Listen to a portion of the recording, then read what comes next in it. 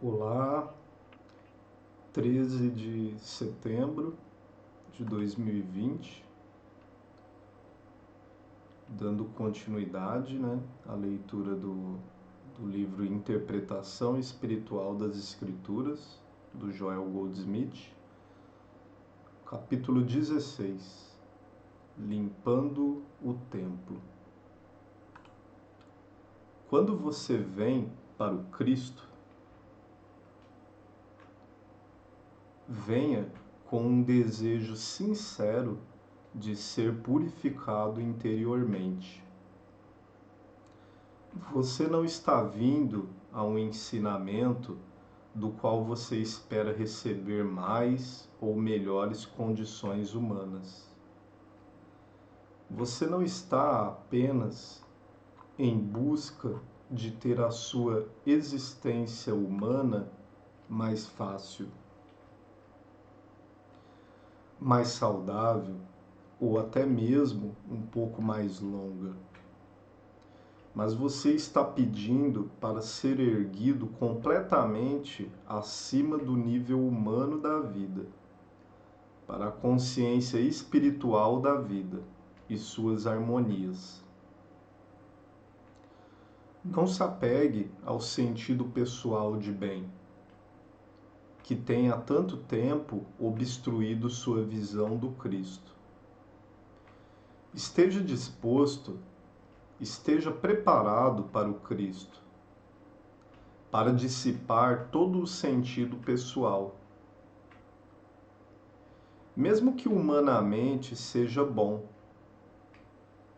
chegar ao Cristo e vestir o seu manto e ainda insistir em manter conscientemente a ganância, o ódio, a inveja, a luxúria, a intolerância, inveja e ingratidão é convite ao desastre. Quando você abrir o seu pensamento para o Cristo com toda a honestidade, a presença divina irá dissipar todas as características errôneas e irá revelar-lhe como o templo espiritual perfeito.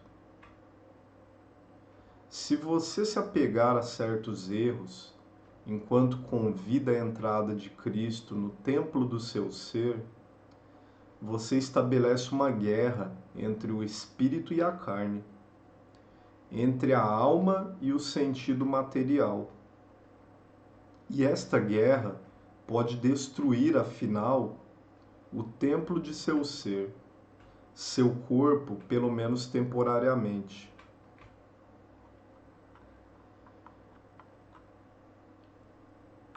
Venha para essa busca da verdade com integridade espiritual.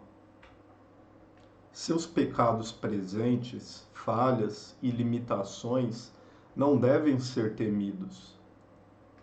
Eles irão desaparecer quando você entregar o sentido pessoal ou material de existência para a consciência espiritual da vida.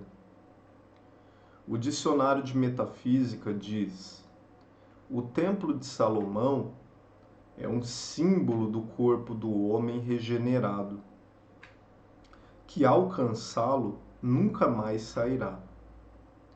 Este templo duradouro é construído na compreensão do Espírito, como a única causa de todas as coisas. Quando você percebe Deus, alma ou Espírito como o único princípio causal, você também deve entender que tudo que existe é a substância eterna e, portanto, imortal. Esse entendimento constitui sua consciência espiritual da vida e de suas formações. E quando você tiver alcançado esse entendimento, nunca perderá o seu suprimento ou o seu corpo. Você terá alcançado a vida eterna, aqui e agora, e não haverá mais morte, nem passagem, ou até mesmo a doença para você.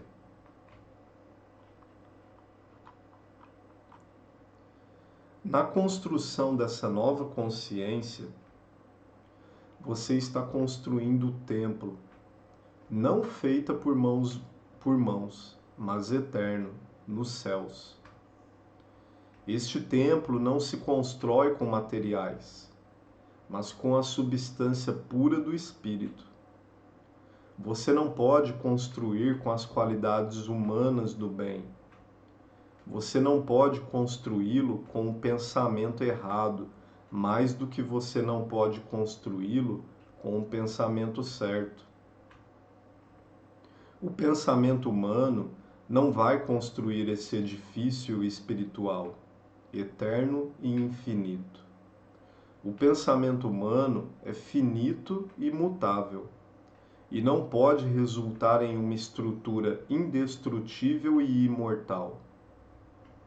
O templo de Deus, que é o seu corpo, e que é também o corpo de tudo que diz respeito à sua existência individual, não é visível para o homem cujo fôlego está no seu nariz. O corpo real, ou templo de sua existência, é visto apenas com a visão espiritual, assim como ele é construído e mantido apenas pela consciência espiritual.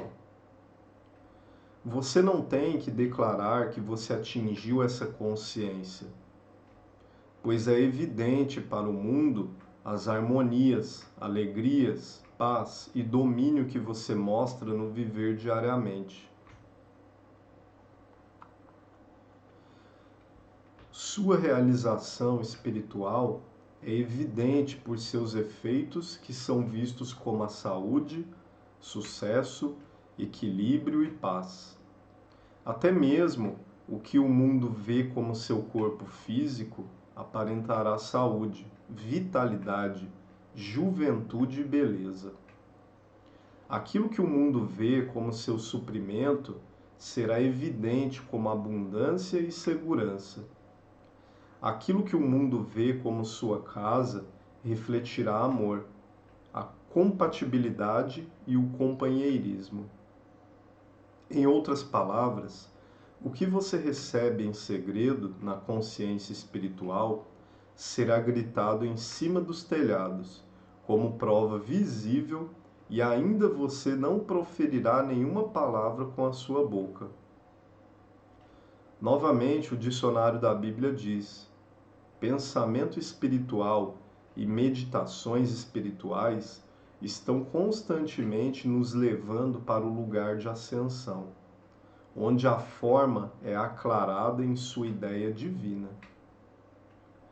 Pela consagração do pensamento aos ideais espirituais, ou através da meditação, alcançamos este estado de consciência no qual entramos na nossa existência perfeita e imortal. Pelo ouvir, atingimos um estado de receptividade por meio do qual todas as realidades são reveladas a nós. Nesta consciência, não vivemos só de pão, nem vivemos tomados pelo pensamento. Ao invés disso, a vida para nós torna-se um estado de graça, o dom de Deus. Comecemos primeiramente pelo conceito de Deus, mestre e praticista. Primeiro, temos de olhar para Deus em algum lugar no céu, ou pelo menos em algo além de nós mesmos. Então, à medida que buscamos, nós começamos a sentir Deus próximo ou conosco. Finalmente, percebemos Deus como a realidade ou alma do nosso próprio ser. Então, nós entendemos que não há separação entre Deus e nós mesmos, que somos um, e nesta unidade encontramos integridade, perfeição, harmonia e graça. Com nosso professor, segue o mesmo padrão. Primeiro, buscamos aprender a partir de um livro, que pode ser a Bíblia ou um livro de metafísica, uma palestra ou um sermão. Em seguida, vamos mais longe e sentimos necessidade viva de um professor em forma de um homem ou mulher externo a nós mesmos. O livro serve para elevar a consciência para a procura de uma forma mais elevada de professor. E isso se traduz a nós como um homem ou uma mulher. Este professor atua para elevar a nossa consciência para um nível ainda maior, onde apreendemos que durante todo o tempo que estávamos vendo um livro ou um homem como professor, estávamos realmente sendo ensinados por Deus. A nossa consciência divina que aparece exteriormente, porque estávamos buscando exteriormente, como um homem ou livro. Se o livro e o homem forem verdadeiros, eles nos levam suavemente para o reino do nosso próprio ser, onde vemos o mestre interior, e assim percebemos que o que apareceu como um professor do lado de fora era realmente nossa própria consciência aparecendo. Não há maior revelação do que isso, porque o professor levou você para a realização do infinito do seu próprio ser, abrangendo inclusive o professor e o ensino, a própria verdade. Quando os 3 hebreus foram para o fogo, um quarto apareceu, e assim que estes homens foram através das chamas, elas não o queimaram. Estamos atravessando o fogo da experiência humana. E cada vez que reunimos em receptividade e em silêncio, aquele outro se une e entra em nossa consciência. E a presença divina torna-se um Cristo vivo, uma influência vital para todos os tempos. Uma vez realizado, o Espírito de Deus, o Cristo, nunca é perdido. Sentiríamos-nos se enfrentássemos o mundo sem esta presença, vindo antes de nós, atrás de nós e ao nosso lado. Uma vez que percebemos, este amor torna-se a essência ou substância de todas as nossas experiências. O que vemos lá fora não é senão a sombra lançada pela realidade, o Cristo, que enche o nosso ser. Chegamos agora à cura espiritual, ou à cura sem argumento mental. Quem e o que é o praticista? Quem busca ajuda acredita num princípio que um homem ou uma mulher deve ser mais espiritual do que nós mesmos.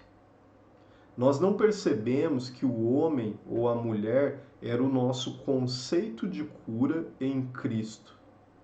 E este Cristo era realmente uma ideia divina dentro de nós, dentro de nossa consciência. Você vê para onde estamos indo? O que você acredita ser um homem ou uma mulher lá fora é o Cristo, o Salvador. A influência de cura dentro de você. Agora vamos para mais um passo. Você é o praticista a quem a pessoa pediu ajuda ou cura. Você já sabe que o sentido humano não é o praticista, mas aquilo em você que é realmente o praticista é o Cristo do denominado paciente. Agora que você tem a dizer, agora o que você tem a dizer? Argumentar ou tratar? Que necessidade há para discussão mental? Se você percebeu a verdade sobre Deus, professor, praticista. A verdade da unidade.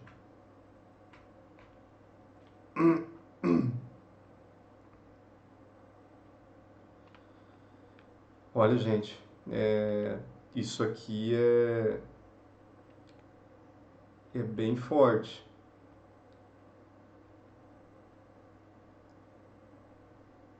Agora, o que você tem a dizer? Argumentar ou tratar? Que necessidade há para discussão mental?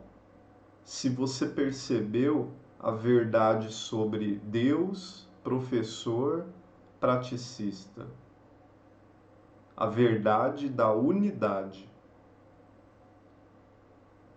Deus, professor e praticista são um só.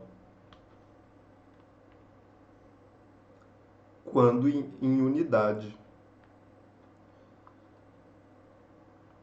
Bom, esse foi o capítulo 16. Um abraço a todos. Até o próximo.